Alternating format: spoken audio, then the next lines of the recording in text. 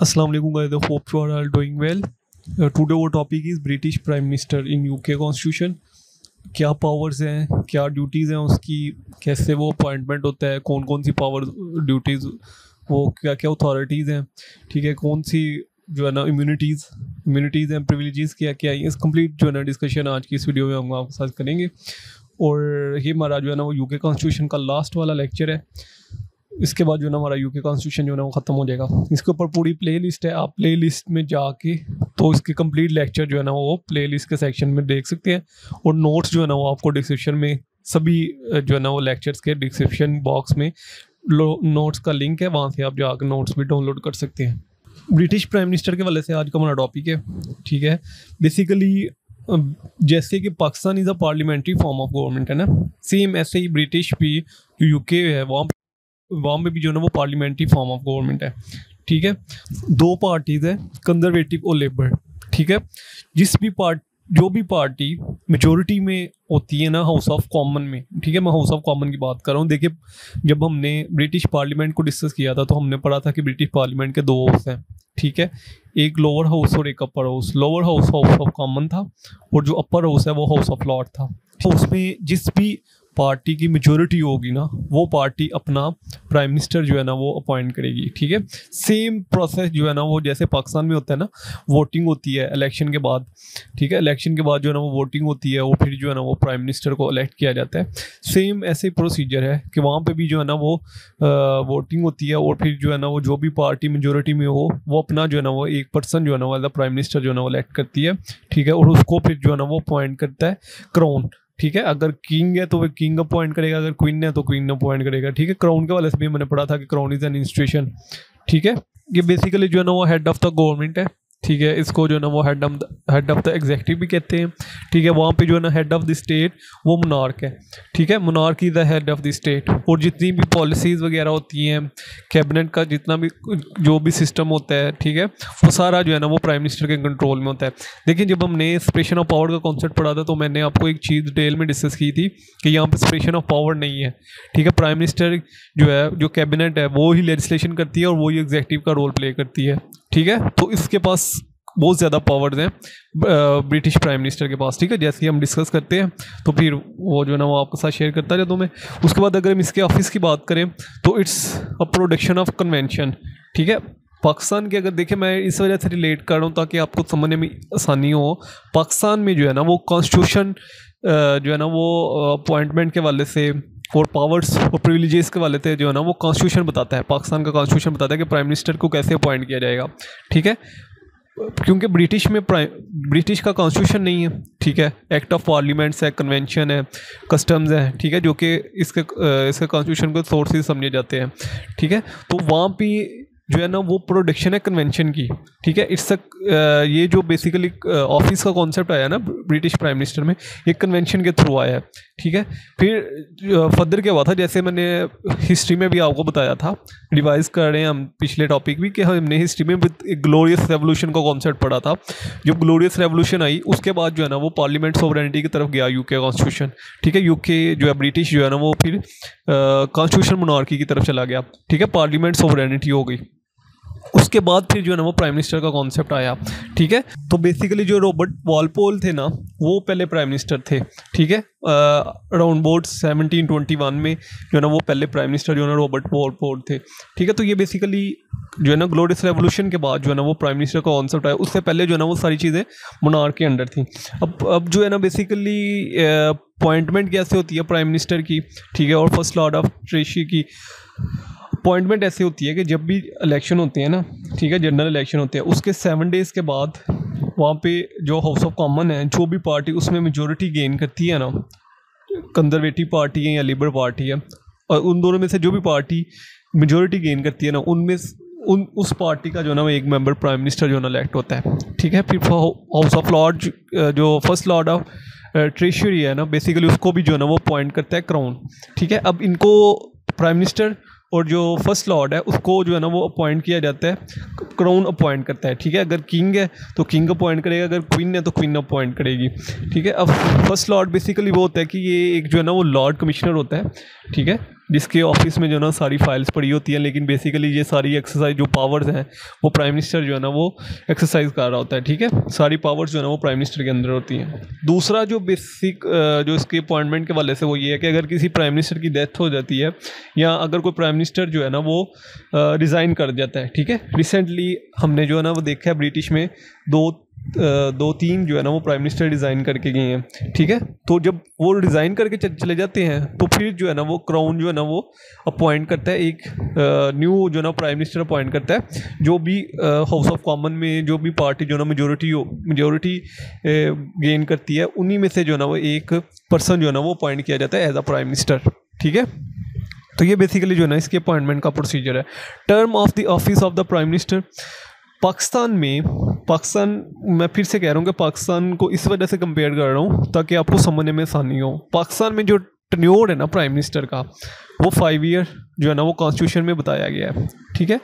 British में कोई tenure नहीं है। अगर मैं ब्रिटिश की बात करूँ तो यहाँ पे कोई टेन्योर नहीं है, ठीक है। मतलब को स्पेसिफाई नहीं किया गया कि एक प्राइम मिनिस्टर जो है ना वो इतनी टेन्योर के लिए आएगा।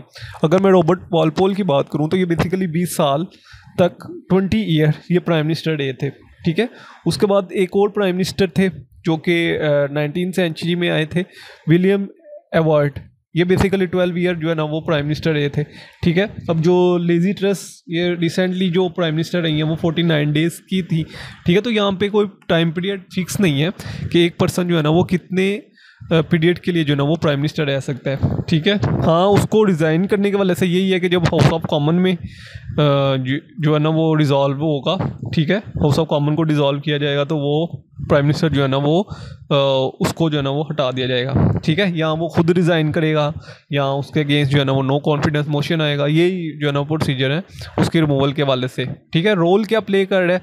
It's a head of executive, legislation का कंप्लीट रोल प्ले कर रहा है, ठीक है। अगर मैं इसकी डेफिनेशन देखूँ, British prime minister is the leader of UK government and a head of executive, ठीक है। एग्जेक्टिव के जितने भी मामला आते हैं उनको डील कर रहा है, ठीक है। लेजिस्लेशन भी इसी के कंट्रोल में है, ठीक है। तो प्राइम मिनिस्टर जो है ना basically head of the government है। मैं फिर से कह देता हूँ कि it's a head of government. Head of state जो है वो मोनार्क है, ठीक है। तो मोनार्क की बहुत ज़्यादा पावर्स जो है ना वो प्राइम मिनिस्टर जो है ना वो यूज़ कर सकता है, उसकी अथॉरिटी में आती है। क्योंकि जब भी मोनार्क ने कोई भी, पहले तो किया था कि मोनार्क के पास बहुत ज़्यादा पावर्स थी, ठीक है। लेकिन जैसे जैसे जो ना एक्ट आए, पार्लियामेंट एक्ट आए, तो मोनार्क की पावर्स को कम करते गए। ग्लोरियस रेवोल्यूशन के बाद तो बहुत उसके बाद ही ये सारा प्रोसेस जो है ना वो शुरू हुआ था, ठीक है। तो इस टाइम ये basically head of the government है, हेड ऑफ द एग्जेक्टिव है।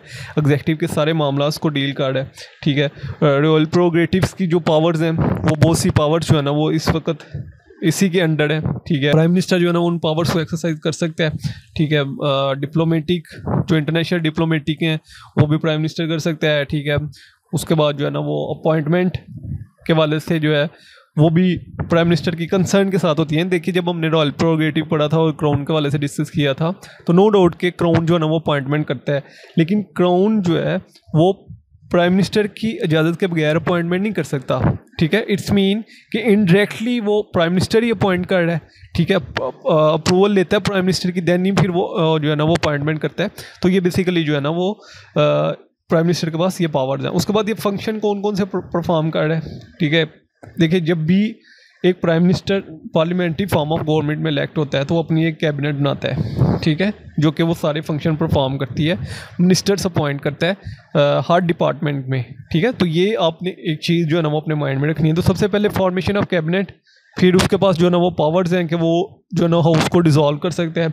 Chief advisory of the crown है, ठीक है। पॉलिसी मेकिंग कर सकते हैं, कम्युनिकेट कर सकते हैं गवर्नमेंट के जो क्राउन के साथ, ठीक है।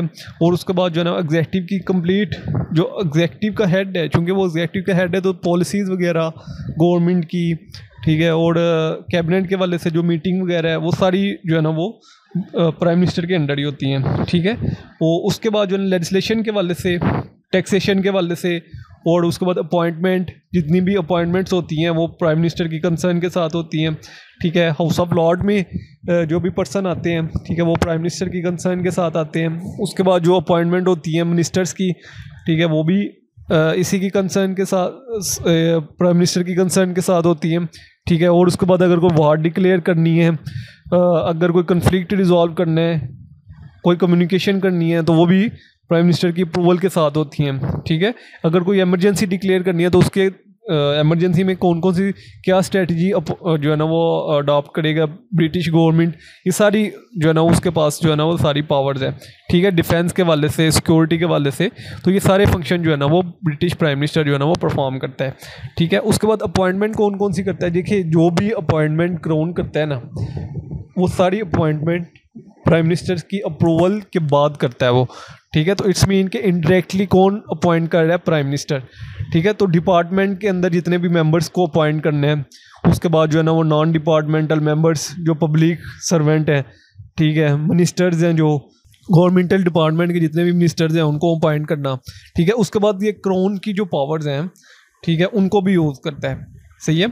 जो भी क्राउन प्रोग्रेटिव जो पावर यूज़ करते हैं ना, ठीक है, वो भी ये पावर्स जो है ना वो यूज़ कर सकते हैं, लेकिन due to advice of crown, ठीक है। तो क्राउन की एडवाइस, ठीक है, उससे कम्युनिकेशन करके, बातचीत करके वो ये सारे जो है ना वो पावर्स को एक्सरसाइज कर सकता है, ठीक है। डिस्चार्ज यानी फंक्शंस प्राइम मिनिस्टर जो है ना वो क्राउन से जो है ना वो डिस्कस करके कोई भी फंक्शन जो है ना उनको डिस्चार्ज कर सकते हैं, ठीक है। डिसॉल्व कर सकते हैं पार्लियामेंट, और देन फिर जो है ना वो डिस्चार्ज और कंसर्ट ऑफ मजिस्ट्री, ठीक है, रिस्पॉन्सिबिलिटी ऑफ एग्जेक्टिव के वाले से कोई भी फंक्शन है, ठीक है, जो भी इम्यूनिटीज़ वगैरह हैं उनको जो है ना वो प्रिवेल करना है, ठीक है। किसी भी जो भी इम्यूनिटीज़ जो अटैच हैं क्राउन के साथ, ठीक है, प्राइम मिनिस्टर उनको भी यूज़ कर सकता है, ठीक है, उनको हटा भी सकते हैं, ठीक है। Use any power shall be reported to the house of common within 7 days, ठीक है। कोई भी ऐसी पावर जो है ना वो यूज़ कर सकता है जो जिसमें हाउस ऑफ कॉमन को जो है ना वो रिपोर्ट करना है 7 days के अंदर अंदर,